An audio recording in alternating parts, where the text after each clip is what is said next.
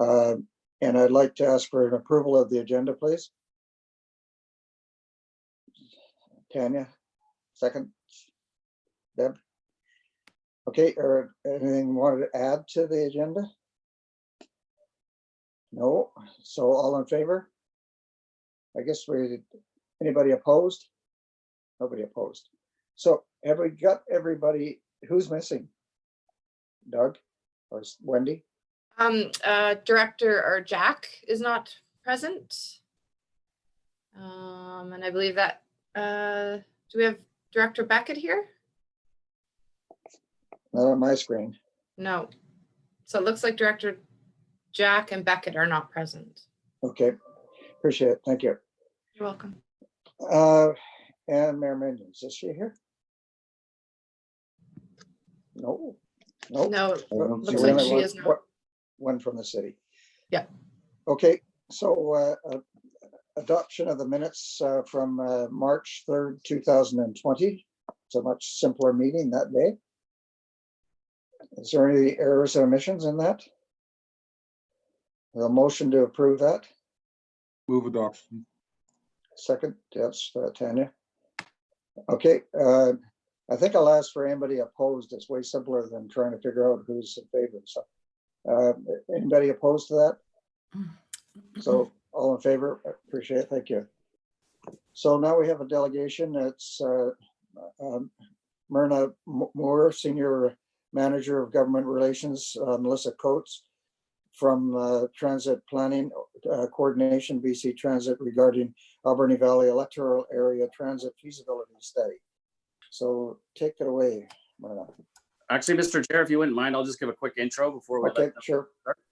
So just by way of reminder, the transit folks came and presented to the committee this time last year on the initial phase of the feasibility study. So they presented on service options to service the rural areas within the Alberni Valley, and noted a second phase would be taking those options out to the public for feedback. So they did that in the fall, and now they're here today to present on that and provide a recommended service option. So I'll turn it over to them now. Okay. Thank you, Rob. I'm just going to pull up my presentation here.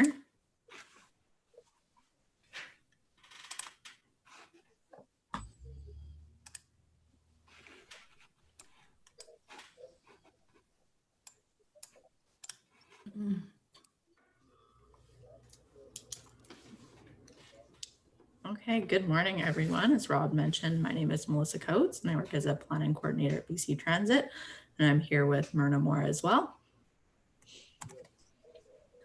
So just a brief reminder of where we came from. As Rob mentioned, we had phase one of the feasibility study, which began just at the beginning of last year, where we developed some service options. From there, we took those service options out to public engagement, and then we used the feedback from public engagement to refine the service options.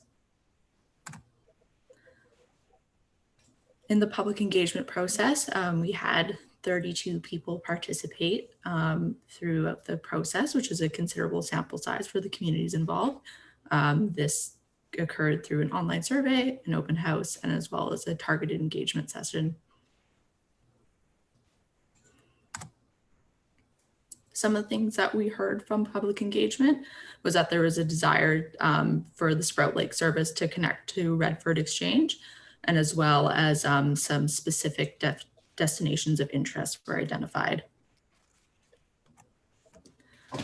The outcomes of the public engagement process was that the Beaver Creek and Cherry Creek service option was removed from consideration. The strongest desire heard through public engagement was through the connection to Sprout Lake, and as well an additional service option was created to connect Sprout Lake to Redford Exchange. So now we'll go over the two service options that we created for phase two. So the first one being the Sprout Lake to Walmart service, and then the second one being Sprout Lake to Redford Exchange.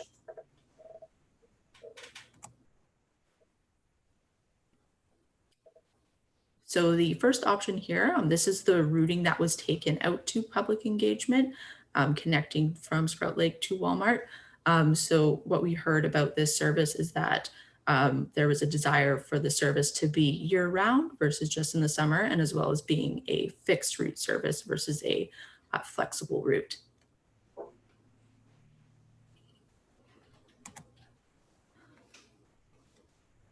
So the service span and service frequency here are just very high level, just to give you an idea of what we'd look to introduce kind of an introductory level of service for the area. So this would be about 3 round trips per day between 8 and 4:30 with about a frequency of 240 minutes. With this, we estimate that the annual service hours would be about 1,000 hours, and this would require 1 bus as well as 1 spare bus for this service.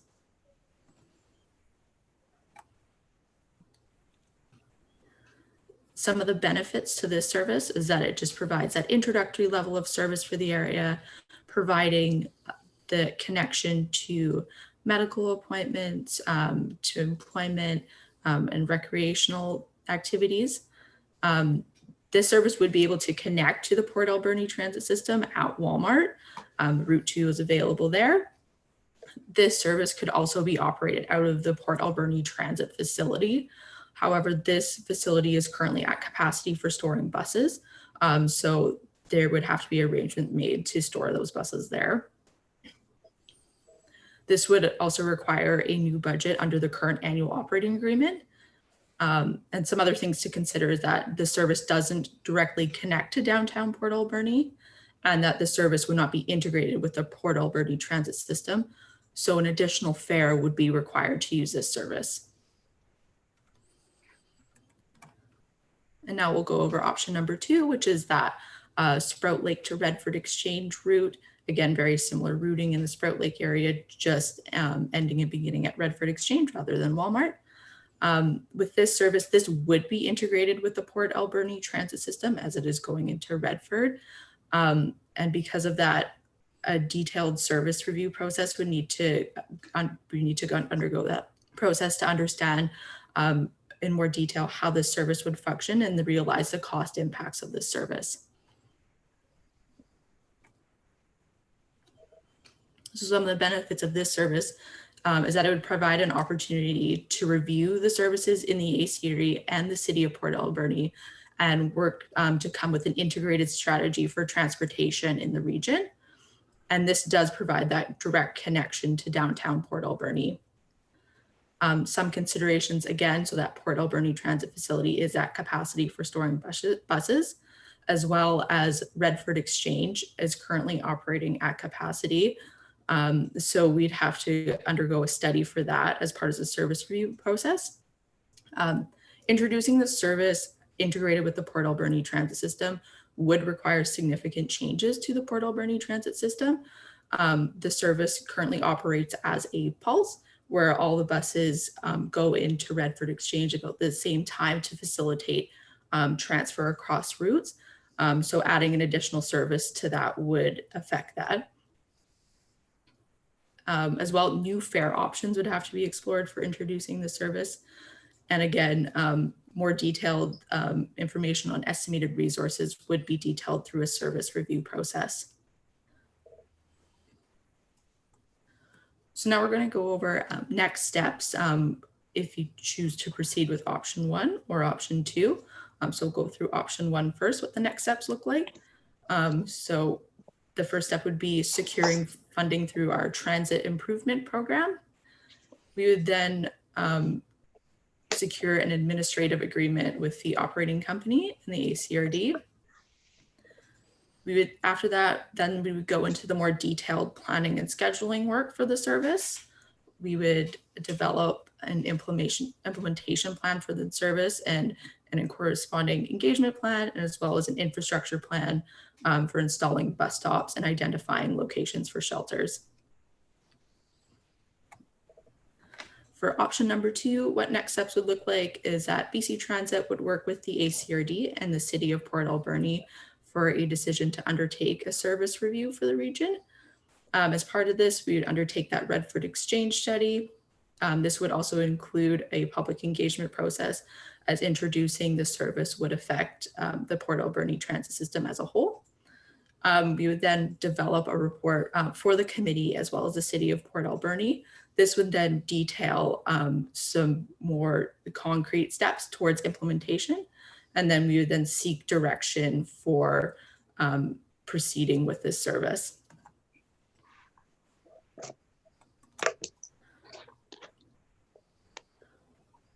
So the recommendation, if the committee chooses to proceed with implementation, is to proceed with option number 1, to provide that base level of service to electoral area D. We would then monitor this service and gauge how it's working and the uptake of the service. And then we could explore future opportunities to integrate this service with the Port Alberni transit system.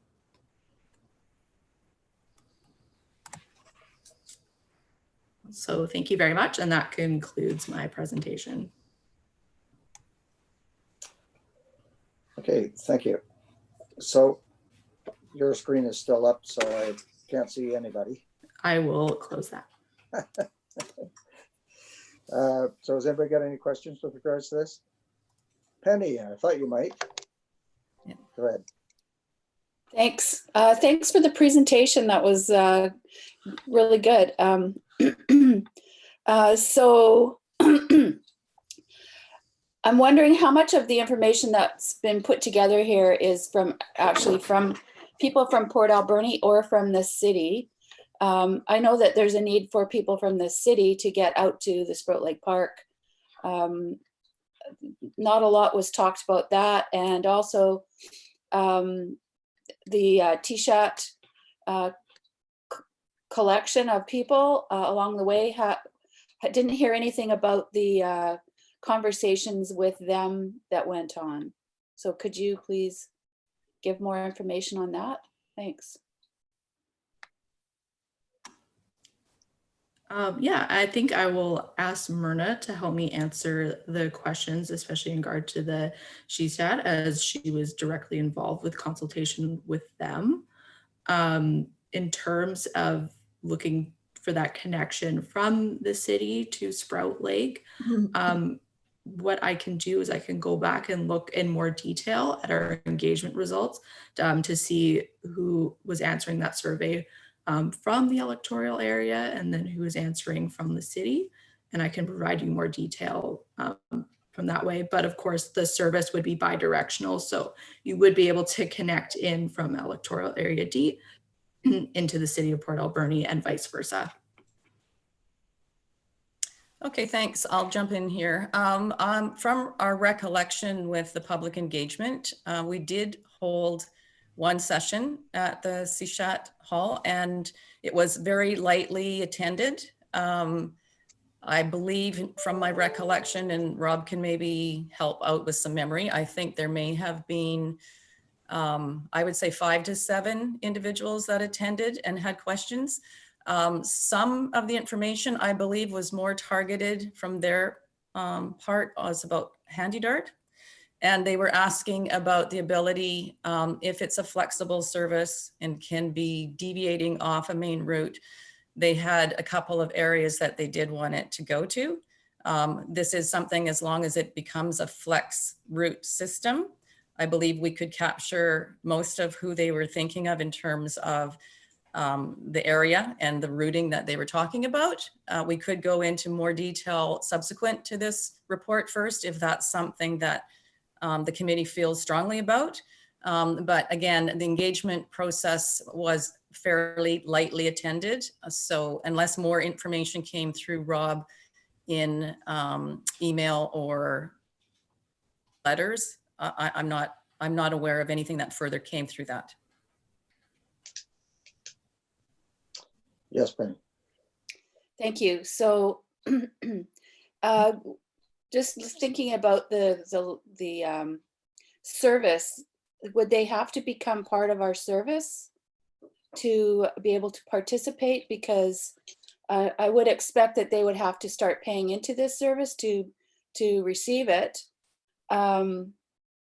That was a question that this is coming from a long time ago when we started looking at providing service to Sprout Lake for residents of Sprout Lake to take transit into the city and for city people to come out to Sprout Lake. So recognizing that we wouldn't be able to just drive through the Tishat Reserve and not pick up when really their ridership is very heavy. They'll go to the end of River Road and catch the bus there. So I'm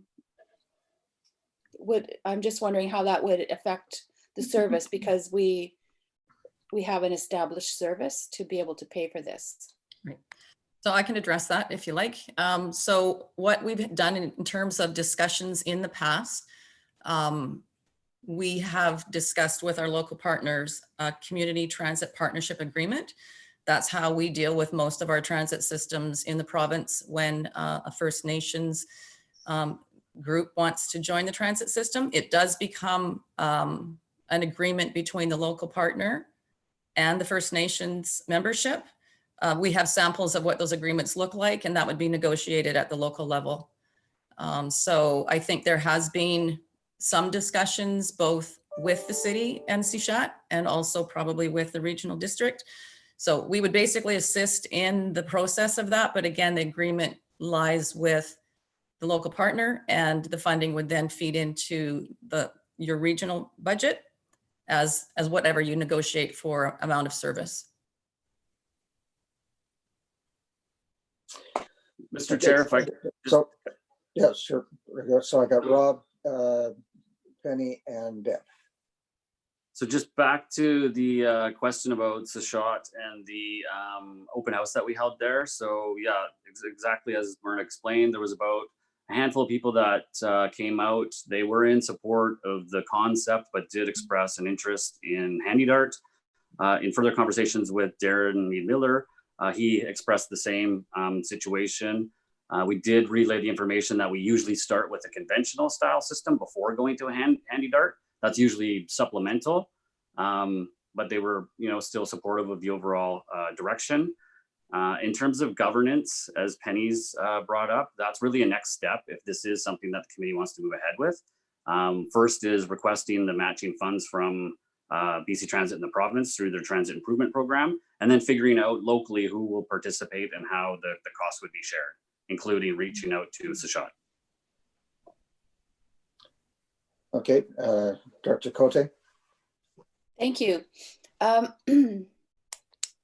So talking about the Handy Dart, just wonder, the service that's being proposed here, we had looked at possible paratransit, so in the past, and I'm just wondering if that's what we're considering now, or if it's a regular bus that someone could put a bike on, or that type of service, or if it would be able to take wheelchairs and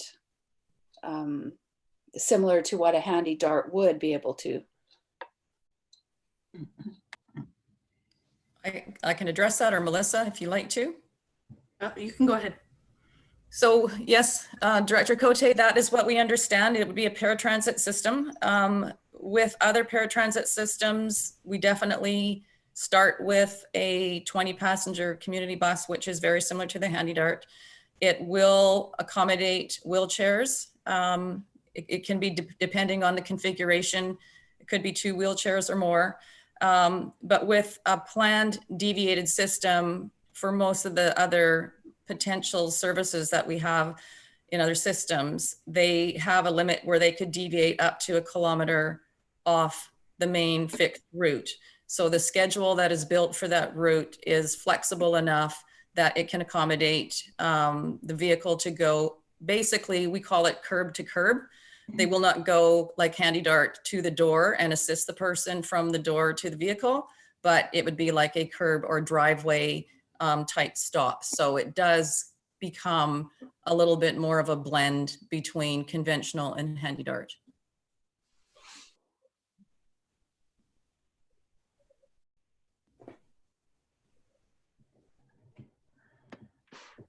I'll carry on then. Okay. No, we've got Deb next. if Okay. there's- Thank you, Mr. Chair. I know we're talking a lot about the locals, but there's one segment of the population that we're not talking about, and that is our tourists.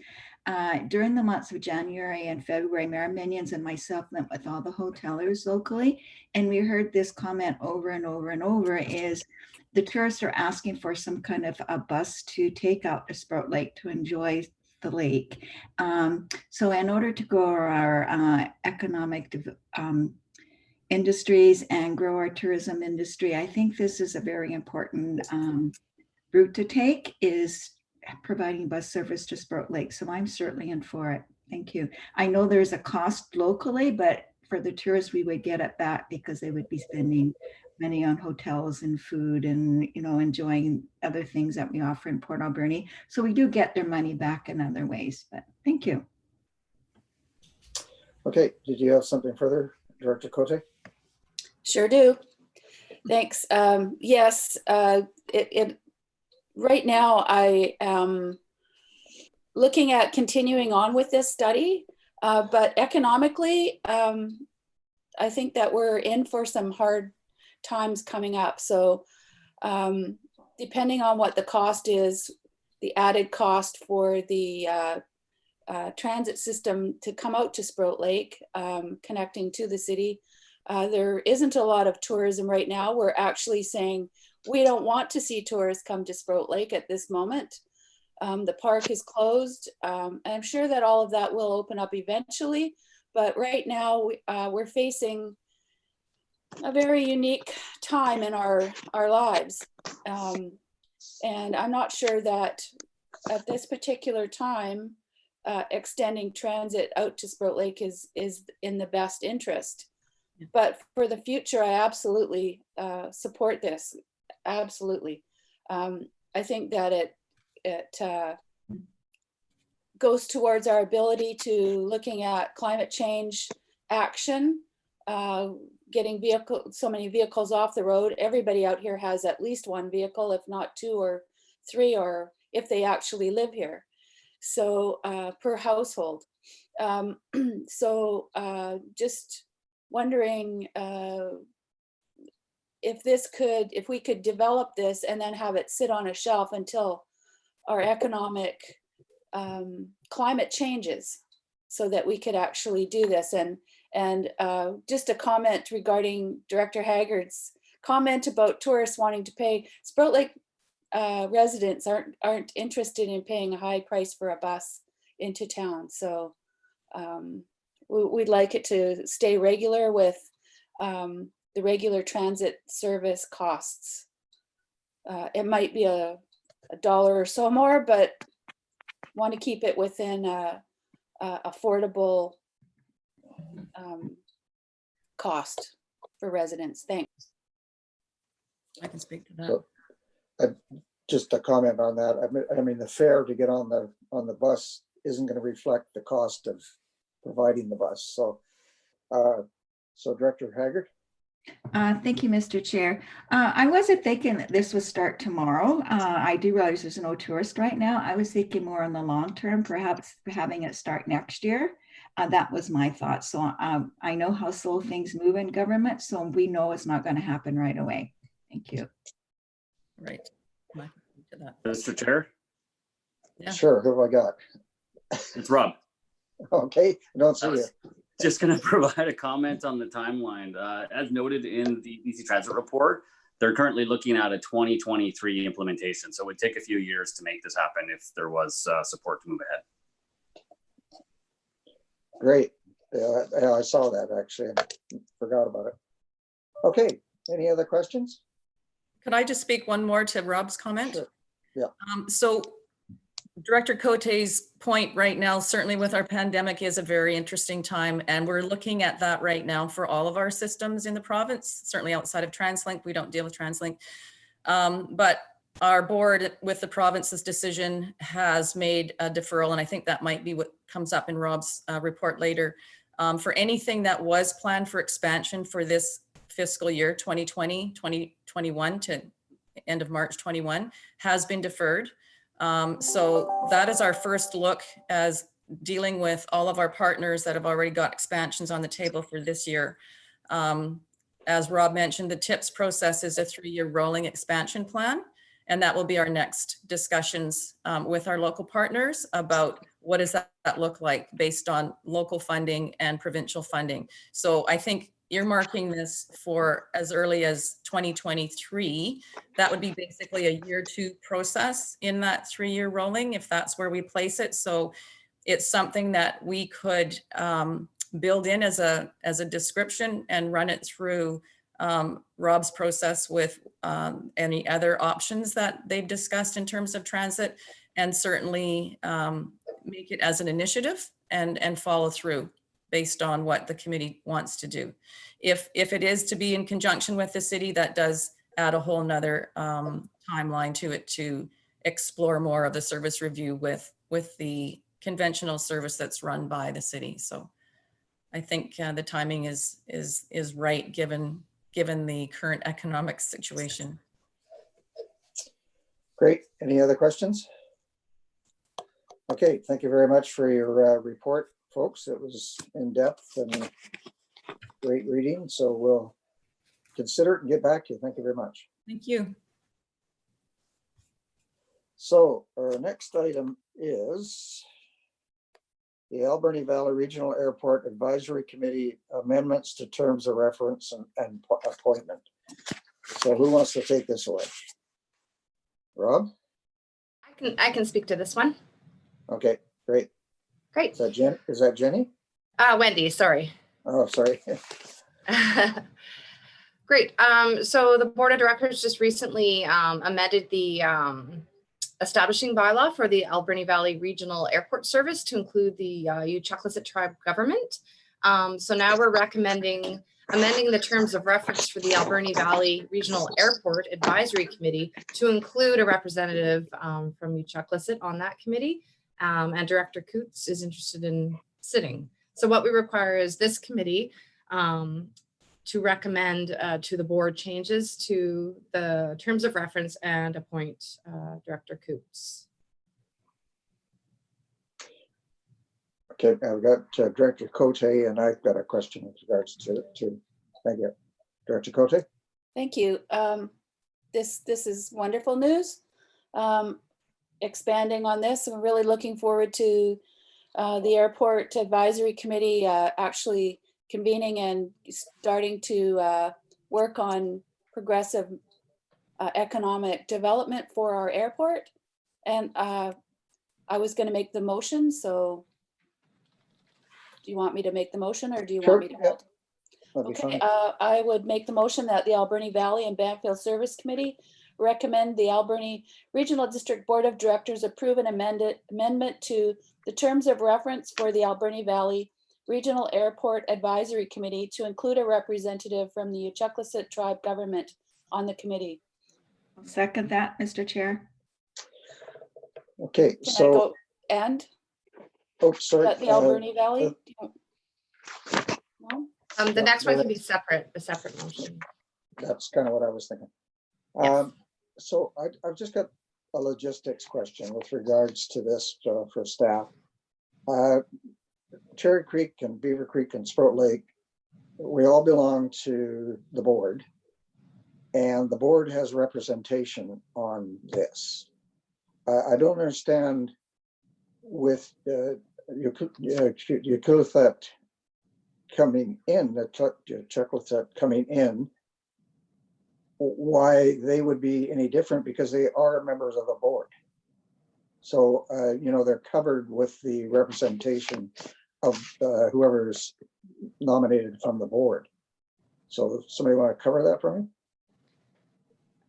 I mean, I can speak to this. I can't recall when we first developed this committee why we decided just one director representing the Beaufort, Sprout Lake, Beaver Creek, Cherry Creek electoral areas. But it's up to this committee if they want to make changes to expand membership. They can make a recommendation to the board to change the makeup or the membership on this committee. I don't know if that answers your question or not, but I can't recall when this was formed why there was only one director from the electoral areas. Maybe just to keep the size of the committee at a manageable size. So, I mean, I don't know if anybody else sees what I'm actually getting to. It would be just like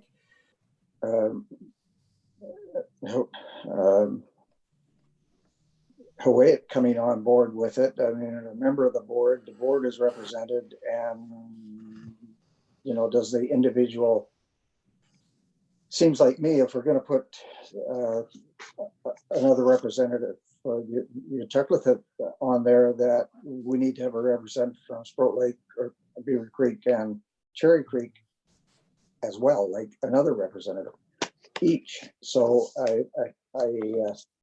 I'm ecstatic that Uchucklethit is coming on board to be part of the picture of the thing. But I just want to make sure we're heading in the right direction, because we may get other participants that are similar to this, that I see that we do have representation from Tishat and Peshisit. So it's a little foggy, but I mean, I don't have a specific problem with it. So Director Cote? Thank you. I was going to point out that there is representation from the Tishat and the Hupuchesset. And the Uchucklethit are sort of based out of the valley as well. So that might be the reason why, where the other First Nations are more West Coast oriented. So that I could see why they would like to have representation here. Well, I mean, the logic to having Peshisit and Tishat is that they are not members of the board. That's the difference I see. So can I further? Yeah. City of Port Alberni also has a representative. So, and Sprout Lake has a representative from the community, because the airport is in the Sprout Lake area. So I would say that would be the reason why, but that's just my own opinion. Thank you. Director Jack and Director Shannon. Yeah, I think the fact Director Cote had pointed out that the Port Alberni has a representative, even though they're members of the board as well. So I think that First Nations are similar in this instance when it comes to appointees and representation, similar to municipalities. So I think they might be able to send a representative if need be at their behest. So it wouldn't necessarily, if that's the case, then I think part of this is that we wouldn't be making that appointment, but rather, as Wendy had said, we would be maybe creating a space for that to be filled. And then the Uchucklethit would just inform us after they've done a council resolution or something. That's the only way that I do see it working, because I kind of, if it's through the board, then we already have board members. So we could create another member to sit on that committee. And I guess that would be a conversation that we'd need Wilf and his input on what the intention there is. Because if it is a vote at the committee level to make a recommendation, then that probably means that we should consider opening up that space. But I don't know if he's gone on purpose, so. Okay, and Director Shannon. Thank you. My comment for this was if we're bringing another person on as representative on the committee, rather than represent the board, could the present person, which I believe is Penny, representing the board, could that be amended to say to represent the electoral area directors in wording, or does that make a difference or not? Like, I believe it already is worded that way. Okay. So currently Director Cote is the director representing Beaufort, Sprout Lake, Beaver Creek, and Cherry Creek. Okay, so then, all right. Okay, thanks. Yeah. And just to point out, this is an advisory committee, so any recommendations that come through from this committee gets considered by the AV and the board. Okay, just looking at logistics. So we have a motion on the table at the moment. on the floor. So any other comments with regards to this? Okay. All in favor? Anybody opposed? Wilford's missing in action, I think. Okay, all righty. And the next motion? Director Cote? Thank you. I would make a recommendation to the board that the Alberni Valley and Bamfield Service Committee recommend that the Alberni Clayoquot Regional District Board of Directors appoint Director Wilford Coots to the Alberni Valley Regional Airport Advisory Committee for a 2-year term. Seconder there? Sorry, yep. Dr. Shannon. Director Shannon. So is there any comment on this? Yes, Has he gone out to get his airplane? Is that what's happened here? I think he might have removed himself thinking that he couldn't be Oh, present okay. for that. Conflict Yeah. of interest, yeah. But I'll try to message him to get him to come back. Okay.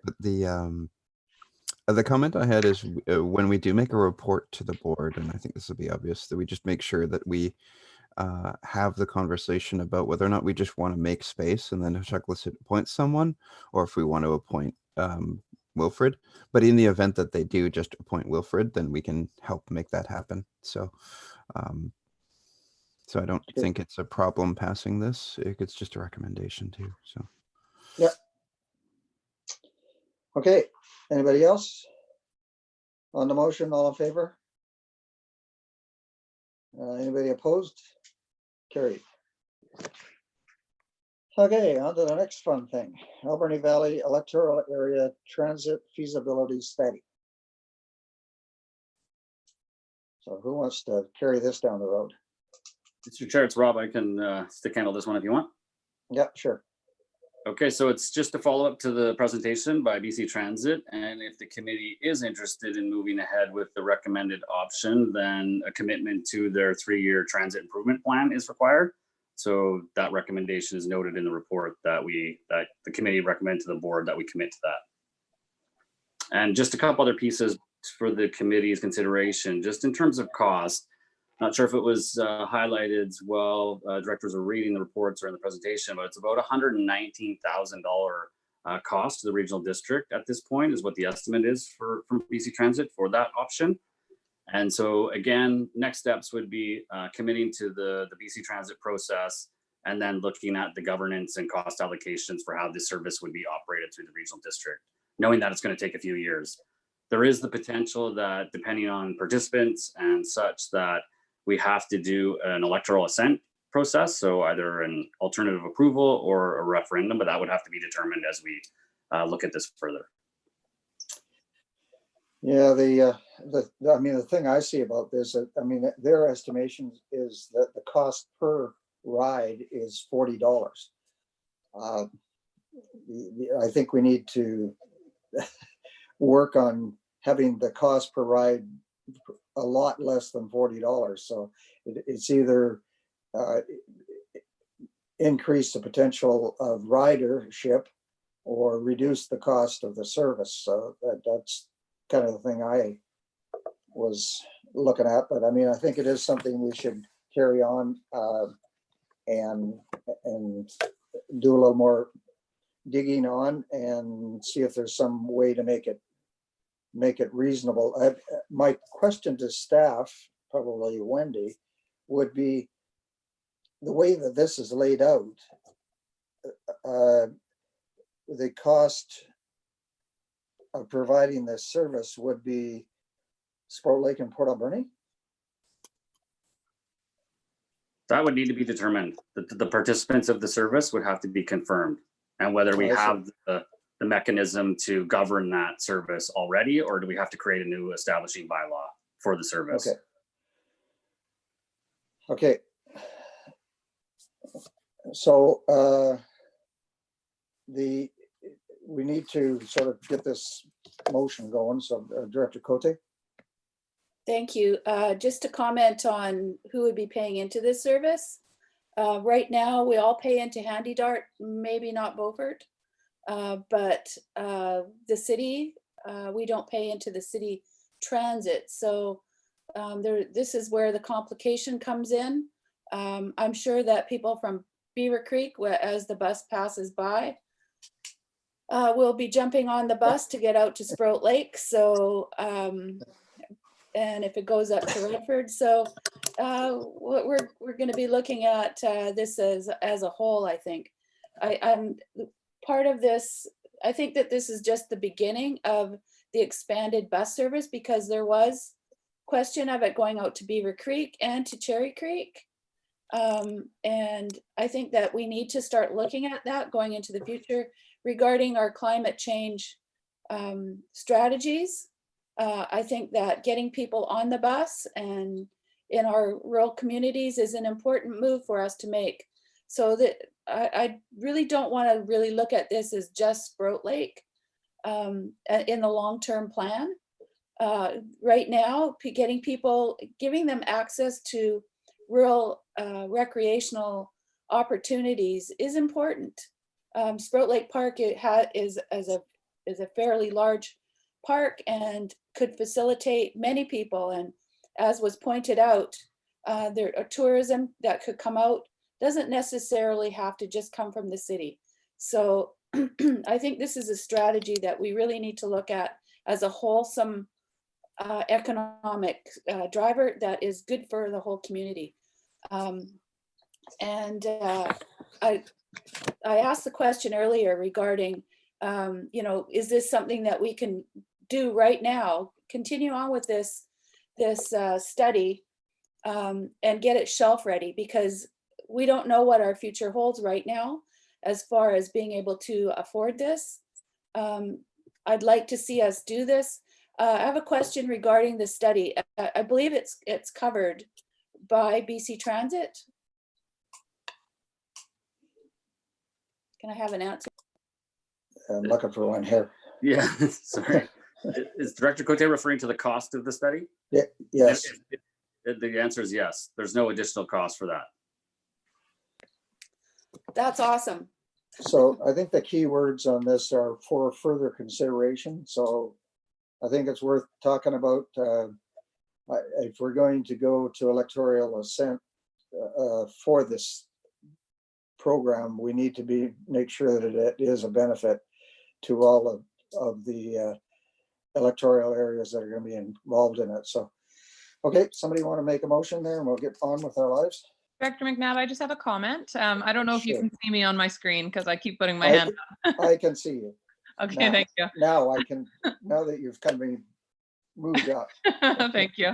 I just wanted to really echo Penny's comments. I really see this as a first step of, a greater Alberni Valley transit system. It is complicated for sure.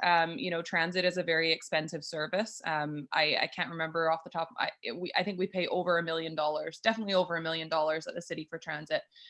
So it is certainly expensive and not, looking for the regional district to join in 100% with all of us at this point. But I do think that, going down Beaver Creek Road, going down Cherry Creek Road, going out to the lake in the long term will bring us a significant amount of value to this, to the entire Alberni Valley, certainly in terms of tourism, but also, as has been mentioned, with reducing our carbon footprint and other things. So I think this is really a fantastic direction to be going, and recognizing that there are a lot of challenges ahead of us before we determine exactly what it will look like.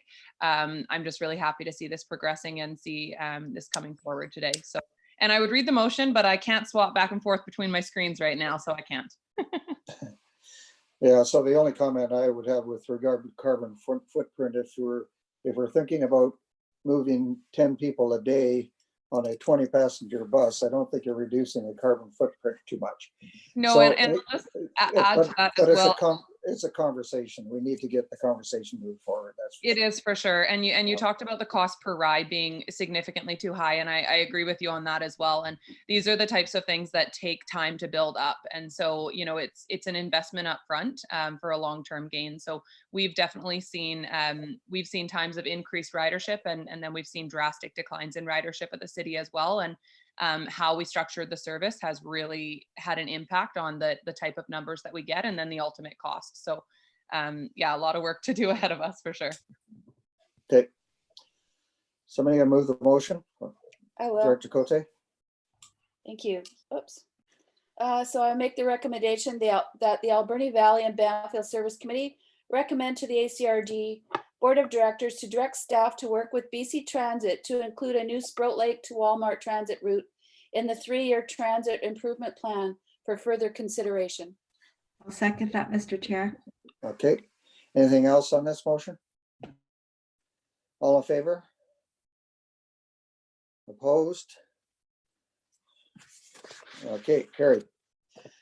On to the next thing, Sprout Lake. It's all about Sprout Lake today. Holy smokes.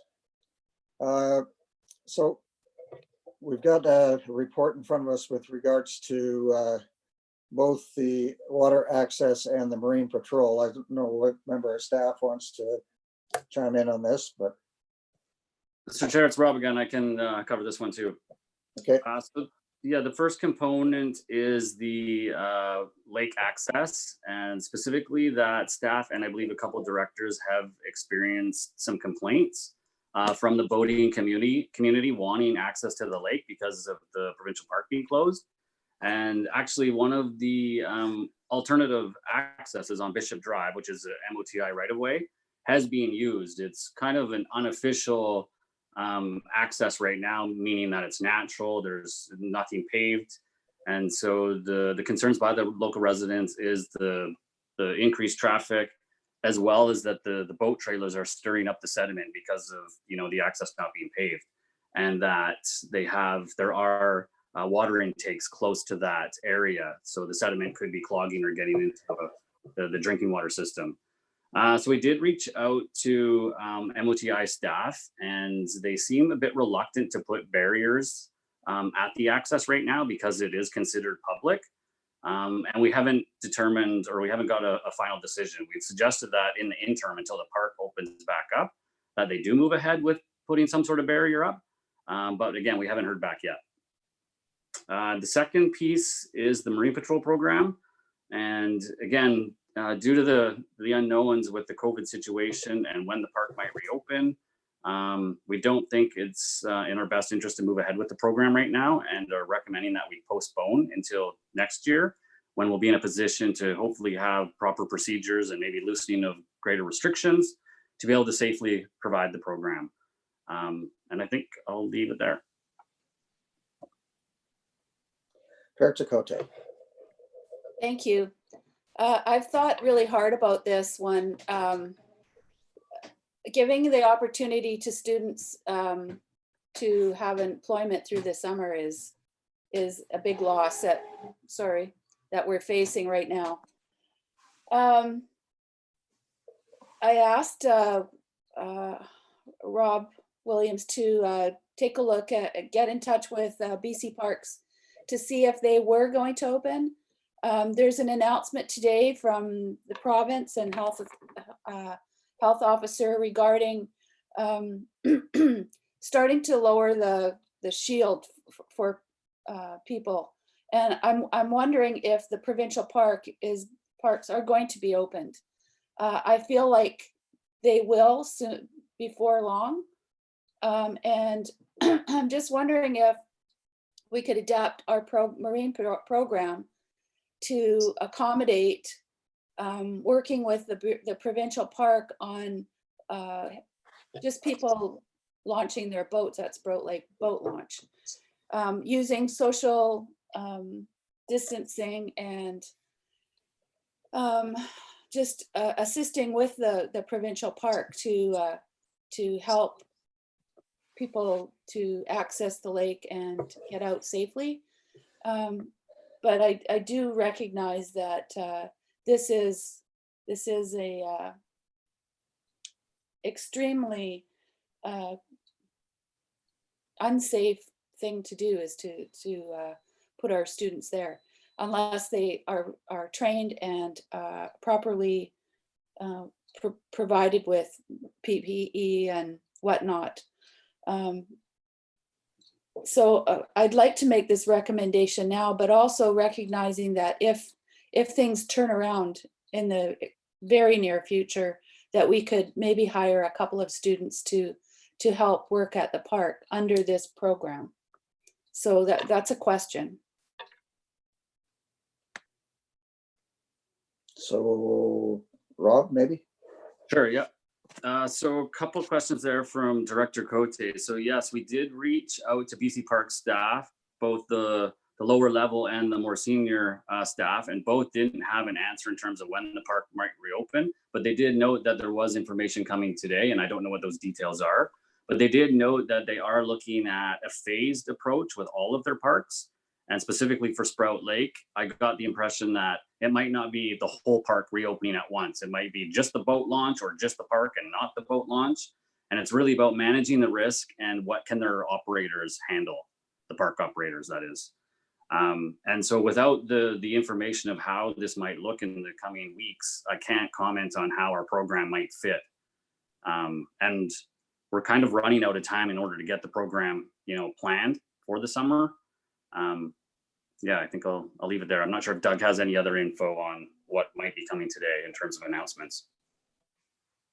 Mr. Chair, I don't have any additional information other than to say, listening to Dr. Henry's presentation on projections, I think it was on Monday afternoon, talking about the increased physical distancing that could be permitted without bending the curve in a bad way. It seems to suggest that whatever is being done will be done very gradually and very incrementally. So we'll be listening very carefully today at 3 o'clock to the Premier's message, and we will be getting together as staff tomorrow morning to talk about how do we react to that on the various business and public service streams that we provide. So we don't have anything further than that, other than to say, I think everybody's waiting to see what happens today at 3 o'clock so that they can in turn build their plans both for public services and of course for various types of the business sector.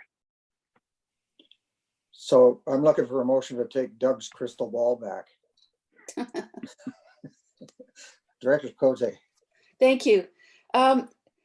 So another question, if we deferred this until the board meeting next week and had that information come forward, because this would only be a recommendation going to the board, can we defer this and make that determination at the board on Wednesday, whether or not to try and get this going or not? Sure. Mr. Chair, you could certainly proceed in that. You could certainly proceed in that way.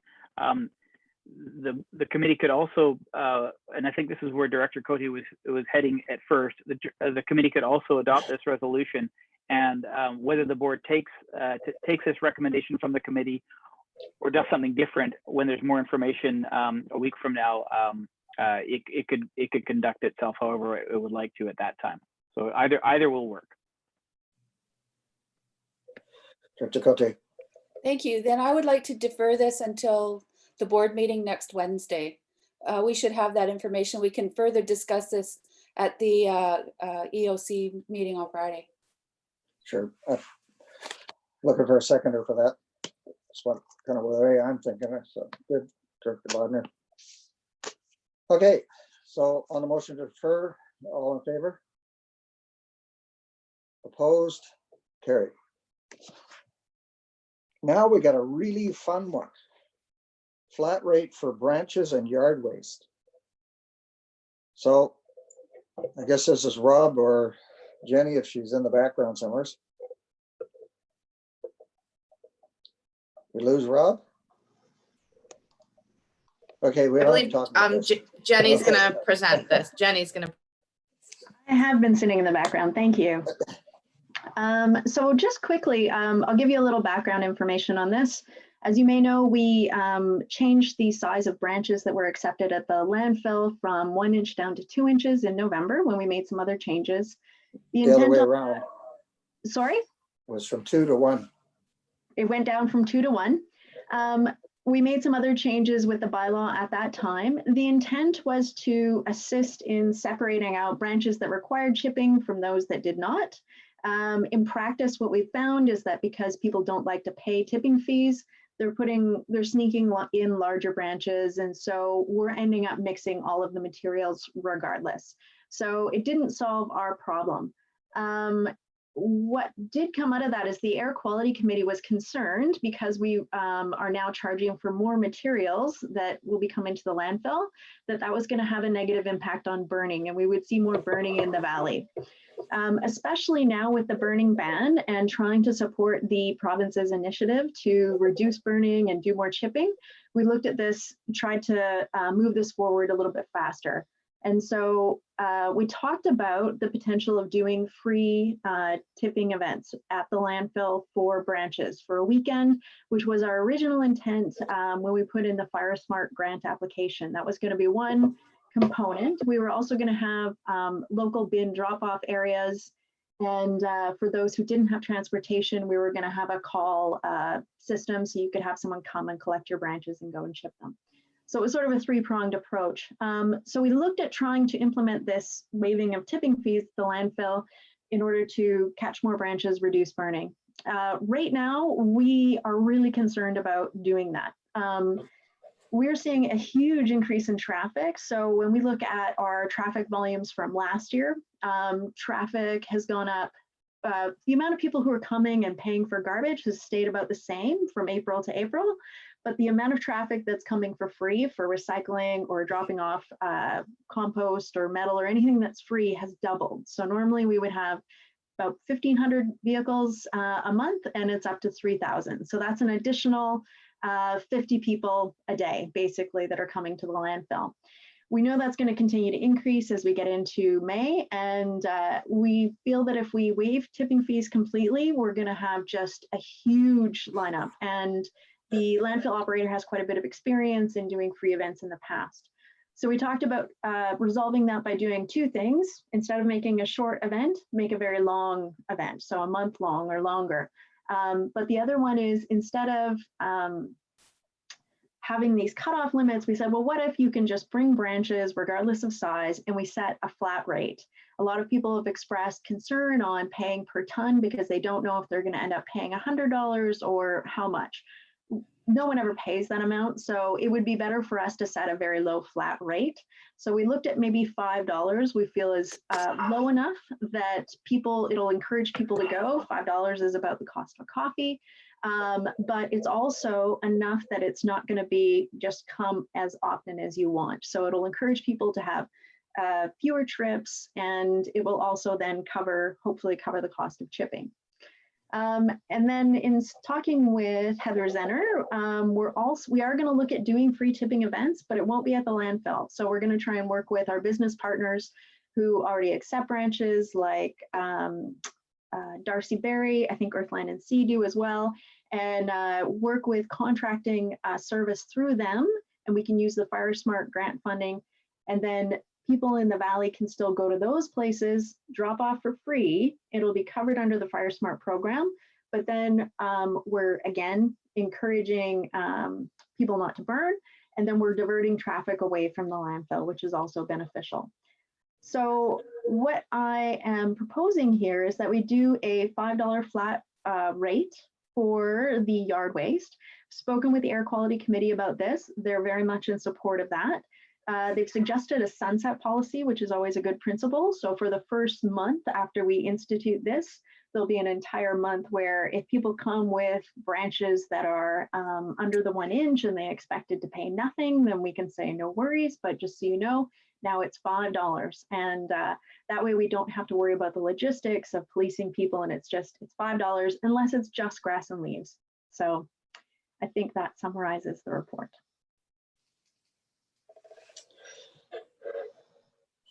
Anybody have any questions with regards to this?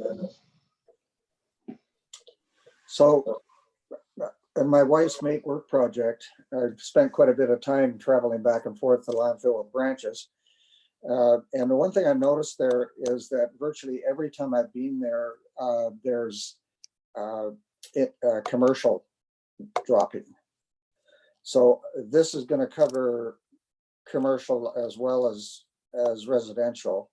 And I'm concerned that what we were getting $120 a ton for in the larger stuff from the commercial side of things, we're now going to take for $5. I just don't see the offset working. We could set a differential rate for commercial and residential businesses. We will see some people who are commercial who don't have labels on their vehicles possibly using the residential stream, but we could absolutely continue to keep it at 120 for commercial and just $5 flat for residential. Yeah, I mean, it's the big stuff I'm worried about. The small stuff really doesn't matter much. You know, it's easier to deal with, but when you get something that's a 6-inch stock or something like that, that's a little more problematic. And if they're paying $120 a ton for that stuff now, because it's going right to a grinding tub, and then in this program, they're going to pay $5. For how many tons? I don't know how many tons goes in the back of one of those dump trailers, but so I'd like to think about that. You know, maybe prior to our board meeting, and see if there's some adjustment we might want to make with regards to that. Okay, anybody else? Yes, Dan. Thank you. Yes, just thinking about this more after the air quality meeting. Looking at the last option there, providing a free drop-off seems to be something that would be less people involved as far as staff time goes. It would encourage perhaps more employment for Barrie and Earth, Land and Sea, and it would offer that a chance that you could drop off your branches at any time without being just in the springtime or just in the fall. So I just think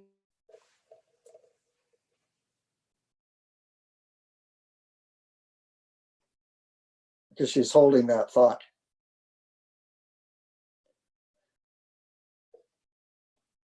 We kind of lost you, Dan. I don't know if you can hear us, but we cannot hear you. did you hear what I was saying, John? Nope, not from that. Something about, what was the last thing we heard? I'll start again. Okay, right from the beginning. I was thinking if we choose the third option, which is providing free drop-off at other locations in the community, there would be no date set. People could go at any time of the year to drop off their wood or chips, and there would be less staff time involved, and perhaps have more employment given in the community for Barrie and Earth, Land and Sea.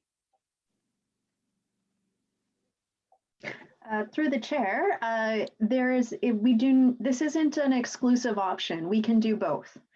So we can definitely do the $5 tipping at the landfill, and then as well have the free drop off at other locations in the Alberni Valley.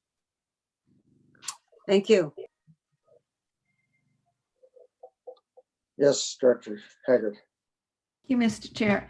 Just a question about that suggestion. I think is a great suggestion, but have you had the conversation with them about having ongoing free drop-offs, Jenny, or has that conversation happened? Heather's starting to work on that because it is part of the FireSmart funding. So there is limited money available in the FireSmart program for that. So it would really depend on how much money is allocated towards that and how much money we've received. Otherwise, we would have to subsidize those costs some other way. At this point, the intent is to work with them. This is the first time we're doing this. Have the event, see how much material is taken, therefore how much we're paying, and put a limit on it. And then we can have another event in the fall as well, hopefully. But we also have the bin program. So instead of people having to go to a location, we'll bring it to their neighborhood. So we'll have the bin drop-off event, which is similar, and it'll be free. And then for those who don't have transportation, even to go to the bins and are limited in other ways, they can call into that program, right? So they can call, I don't know who the provider is going to be, and someone will come to their home and collect those branches. And that provides sort of a scale of accessibility. So it's not just for people who have trucks. So one thing about the bins that are unmonitored, as people are, they you will find everything in that bin. And Agreed. 50% branches, 50% couches. So those bin programs, that's my big thing too. And they will only be in the area for a certain amount of time, and there will be a person there at that time. So no unmonitored bins, absolutely ever. Yeah. Okay, great. Okay, so what do we want to do with this?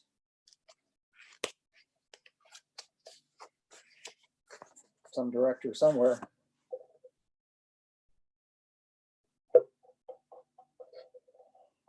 Tanya's mad, she's leaving.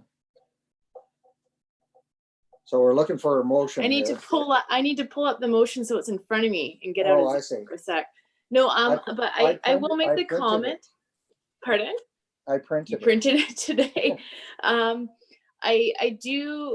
will just, if you want to read out the motion, John, Okay. that's fine. So- But my comment, So go or ahead. Penny, but I was just going to make the comment that I agree with you, John, that if we can keep separate, that these $5 flat rates are going to be for residential. I'm sure you're going to get some commercial guys, like Jenny mentioned, in unmarked vehicles sneaking through that residential.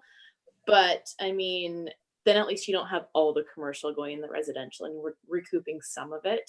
I think that's a great suggestion.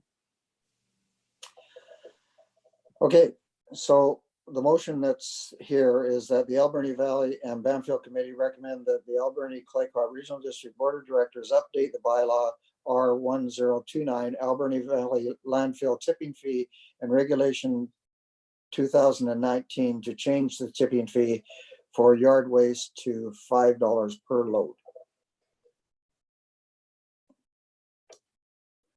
Okay, so we got Tanya moved it, Director Cote seconded it. Any other comments on that? Other than I'm getting a gooseneck flak deck next time? I get question for Jenny, because I don't have it in front of me and I can't recall from reading it. Do we have a communication plan for this change for the public? We do. I think the next report might talk about our new Facebook page, but we'll be communicating out through our education program, and we'll probably be putting it in the newspaper as well, as we're sort of regularly doing that, and on their Facebook. So yeah. Thank you. Okay, so on that motion, all in favor? Opposed? Carried. So now we're on to reports. We have the reports with our minutes. The Albany Valley Waste Reduction Facebook page. Anybody got any questions with regards to that? Jenny, got any other comments on it? Please share. That's Please share. the social media thing. Do that thing. Please promote in the community. Appreciate that. It's going to be similar to the What's on Your Fork, and so far it looks good. We've got 125 followers, but we'd really love to bump those numbers up, because then it allows us to get those messages out on all solid waste fronts. So if you can, thank you. If there's anything that's happened with regards to the pandemic, it's more people on Facebook. So there should be something we can do with that. And the Albany Valley Landfill Annual Report. This is something that I kind of read cover to cover, and it is pretty interesting.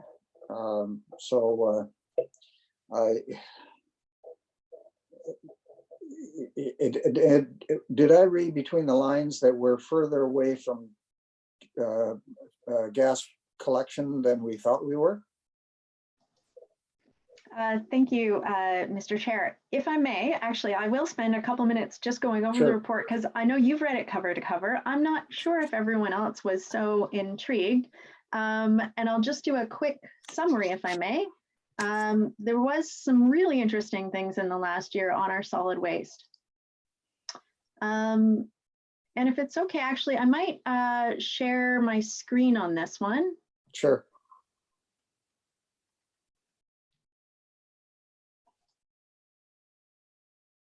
Can everyone see the screen now? Yep. Okay. So I'll just scan through it. We did our waste composition study in 2019, And one of the interesting things is that we now know for sure that there is 29% compostable organics in our waste stream. This is specifically for the curbside program. And we see quite a bit of recyclable materials still in there. So we've got 19 or 18.6% plastic and quite a bit of paper and metal and glass. And so we know we still have some room for improvement in the recycling program. And of course, it speaks well to moving forward with organics diversion. That being said, we still did have some improvements in 2019 on diversion. So if you look at the chart in 2018, we had seen a small reduction. We had gone down to 656 kilograms per capita, but we're now down below that to 589, and that is worth celebrating. So we're really happy to hear that. There's a couple of things that we feel probably had a big impact on that.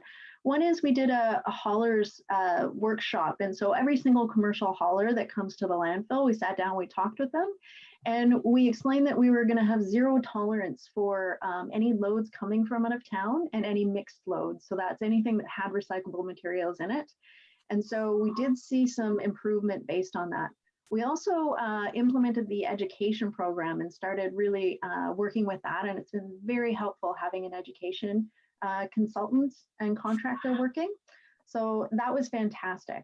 When we look at the diversion rates, the percent of diversion went from 19% to 20%, which is great. And then we've got the breakdown of materials. So we also started diverting mattresses last year. Commercial cardboard, we set that up because there was commercial businesses had to have their own cardboard. And so we were struggling with a few things that we made some improvements on. So that was great. So that's really good news story. Our diversion rate isn't yet at 50%, but 20% is more than 19, and we're hoping we'll make more progress this year. Airspace utilization. So because we've got basically a landfill that has sort of an invisible future shape, we're building up to that shape. And so we want to use that space as effectively as possible. And compaction, like when we crush and compact the garbage, we're doing really well on that front. But we are finding that we're using too much soil cover to cover that waste. So we're going to be working really hard in 2020 to see if we can reduce that. So we were at about 540 kilograms per square cubic meter, and we want to get that up to 660. So just need to move up a little more efficient use of space. With the remaining life right now, we believe that the landfill will close in 2086. And so that's if we don't divert any more material and if the airspace usage is the same. But if we can improve on both of those, that landfill could operate until 2121. So almost 100 years, which is great. The longer the lifespan, the more cost effective it is for all of us to use it. We talk a bit about variations from the design and operating plan, not too much. The solid waste management plan is really talking about the amount of waste we divert, which we weren't that great about. We didn't have any inspections in 2019 from the ministry. We didn't have very many complaints, which is nice. Well, we did have some complaints about the changes in rates for sure, but that wasn't complaints on the landfill operations. Finances, we're doing really well on that. We are continuing to put into the capital reserve and the closure reserve more the correct amount of money required. As you know, we're updating the design, operation, and closure plan, and that gives us a much more, well, it'll have a new capital plan and a new closure date.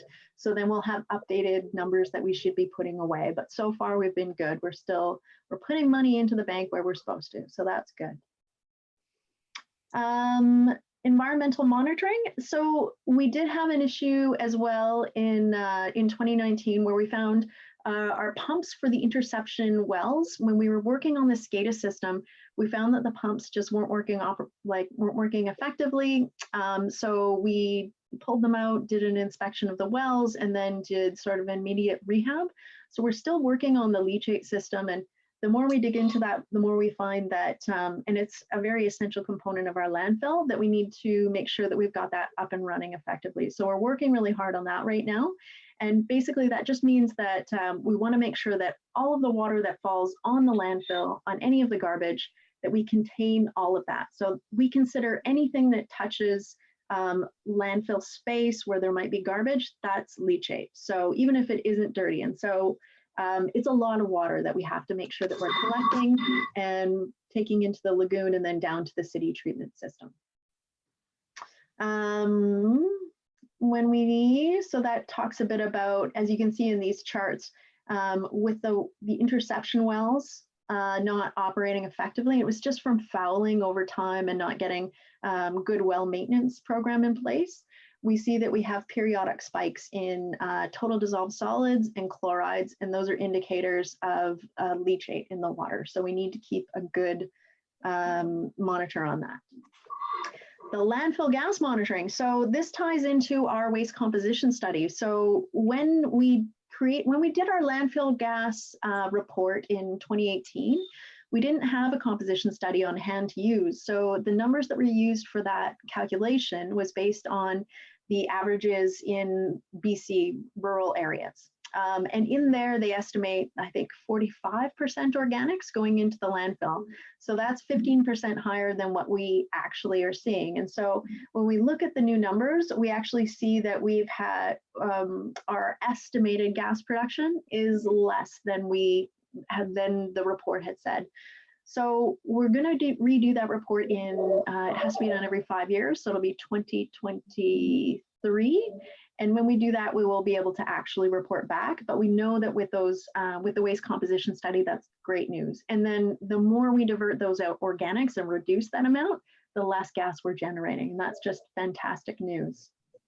Other greenhouse gas emissions are relatively small compared to, like we're in and around, say, 650, a little more tons of methane that the landfill itself creates. And then all of the equipment that operates on there produces about 5 tons. So it's a small amount, relatively speaking, but we'll still continue to make sure that we're using fuel efficient vehicles.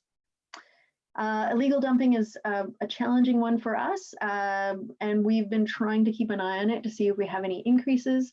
To date, we haven't really been able to monitor it, but we don't have a detailed data tracking system. Yeah, so we did some great things in 2019. I think I've mentioned almost all of them. We did have new scale software put in, which really is tremendously helpful, again, with looking at this data and being able to measure how well we are doing. So that's fantastic. But upcoming, our big ones in 2020 especially are the design, operation, and closure plan, the leachate treatment monitoring and improving that. And then also, we'd like to verify that gas results. So we're still just using a model and we're not sure how accurate that is. So we're excited to work with VIU on a gas monitoring partnership. We're just not sure what the impacts of COVID are going to be on how fast we can move forward on that. And then the other most exciting one, of course, is organics diversion. We're going to be renewing our operations contract and the curbside contract. Again, working on a lot of the leachate and SCADA stuff to make sure that that monitoring is as good as it possibly can be. So with that, I appreciate your time and letting me go over that. I feel it's really important. Okay. And of course, I'm passionate about garbage, so I really want to share that with you all. So the only comment I would have to the report itself is that having just attended our island AVICC solid waste committee, for the figure they've got from 2018, but it places us either first or second in the amount production of garbage per person. And so we really have to do a lot more to be able to be consistent with the front runners, and it is the direction we really have to go. So we've got a question from Director Cote. Thank you. It's regarding the leachate problem that we have. I'd like to know, do we monitor outside the boundaries? Because it says it's when the wells were fouling, then groundwater was able to reach the boundary. So do we check outside the boundary for contamination? Through the chair, we have a number of wells that basically within the property line, we have a lot of wells that we check and we take samples and send them off. And then outside of the perimeter, we have different sampling wells, and each of them sort of can relate to which way the water flow might be going, because we have about 4 creeks that also go outside of the landfill. The ones specifically in the report that we were showing were the ones that basically we have the leachate pumps, the 2 that we found were not operating very correctly. And it's those monitoring wells that were outside the landfill that picks up the indication and the results of that. So the results that we're seeing in there is a direct relation with those leachate pumps not working effectively. Yep, Director Cote. Thank you. So Sorry, I gotta grab that. is there properties then around close to those wells that would be ending up with contaminated soils? No, so we have Pito and Associates, who are our environmental monitoring engineers. And so there's also that very, very big and very detailed report that they put together, which we've just pulled out and summarized. So in there, like, we've been in discussions and how bad is this impact and what is this? And the numbers have exceeded the freshwater aquatic life guidelines by a little bit at a certain point. But they don't feel, especially since we're rectifying the situation, that this is going to cause long-term problems. And the water is, I don't think we have, especially on that side, like when we look at the distance between that area, and just, we've got another 100 feet before we get to another property boundary. So their recommendation is not, they're not concerned, but again, it indicates that we need to get those wells back up and running. Is there a creek right there? Yes, that's where we used to before we had the transmission main that went to the city of Port Alberni Lagoon. We used to actually discharge to that creek, fairly untreated leachate. So that's that same creek. So the background concentration in the creek has recovered, and it's really good right now. And so it's we do need to monitor it to make sure that it still stays high quality. Okay, anything else? Okay, we need a motion to receive these 2 reports. Dr. Shannon, second. Dr. Cote. Sure. Or you have a comment? Dr. No, Shannon? I would make the motion, but I don't have it in front of me. So if I can, I'm happy to make the Well, motion. that was the motion, to receive them. You made it. So moved. Okay. Second to receive the reports A and B. So, all in favor? Opposed? All good, thank you. So the agenda is a little skewed here, I think, because right now we should be having question period if press is still in the room. So I don't know if they are or not. Mr. Wilshire, are you still here? Nope. Okay, so do we recess for 5 minutes? Is that what we want to do here, Wendy, and then make the motion move in camera? Or do we? That would make the be good, motion thank and you. recess? Pardon Yes, me? thank you. That works. Thank you. Yeah. Okay, Yes. so we're going to recess for whatever reason and come back in 5 minutes, and then we'll move to in camera. Thank you. Do we need a motion to recess? No, we're good. We're fine. Okay. all Thank right, you. Thanks.